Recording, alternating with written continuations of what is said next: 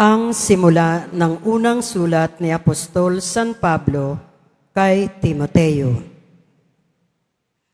Mula kay Pablo, apostol ni Kristo Jesus, ayon sa kalooban ng Diyos, na ating tagapagligtas at ni Kristo Jesus na ating pag-asa.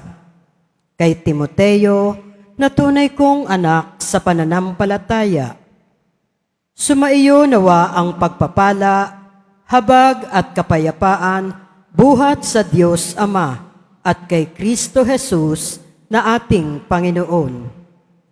Nagpapasalamat ako kay Kristo Jesus na ating Panginoon na nagbibigay sa akin ng lakas para sa gawaing ito, sapagkat ako'y minarapat niya at hinirang na maging lingkod.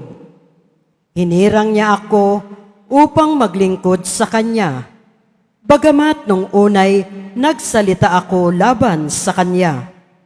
Bukod dito'y inusig ko siya't nilait.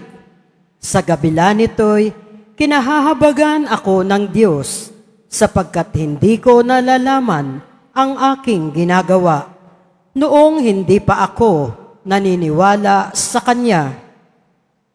Iginawad sa akin ng Panginoon ang Kanyang masaganang pagpapala, kalakip ang pananampalataya at pag-ibig na nasa atin dahil sa pakikipag-isa kay Kristo Jesus. Ang salita ng Diyos. Salamat sa Diyos.